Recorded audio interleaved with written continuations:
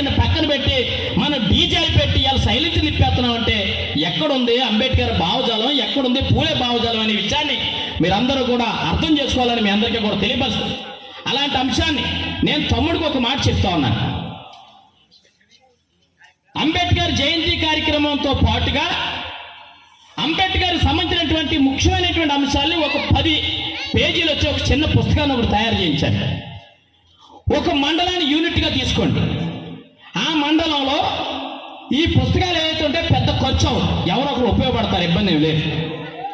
ఇచ్చినటువంటి అంబేద్కర్ ఎక్కడెక్కడ ఉపయోగపడ్డారు, దేనికోసం పనిచేశారనే అంశాన్ని ప్రతి ఒక్క విద్యార్థికి కూడా అర్థమయ్యేటట్టు చెప్పినట్లయితే ఈ వేదిక మీద నుండి మనతో పాటుగా వారు కూడా అంబేద్కర్ పూలే భావజాలం అర్థమవుతుంది, వారు కూడా ఎదరికెళ్తారనే విషయాన్ని బాగుంటుందనే ఉద్దేశాన్ని నేను తెలియపరుస్తూ, అవకాశం కుదిరితే ఆ అంశాన్ని కూడా మీరు దృష్టి పెట్టుకోమని తెలియపరుస్తూ, ఇంకొక విషయాన్ని మీ అందరికీ కూడా తెలియపరుస్తా ఉన్నా.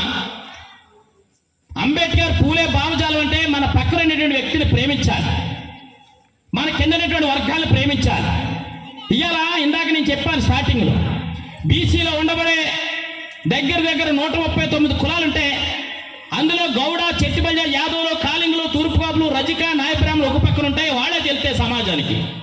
కానీ తెలియనటువంటి కులాలు గంగిరెద్దుల, మందుల, బుడబుక్కల, దేవర, పిచ్చికుంట్ల ఇలాంటి కులాలు దగ్గర 52 కులాలు ఉన్నాయి. ఈ కులాలన్నీ కూడా అనవారి కారణాల చొప్పున ఈ జాతుల కోసం మాట్లాడే వాళ్ళు ఎవరు లేని కారణంగా బీసీలో పెట్టబడ్డాయి.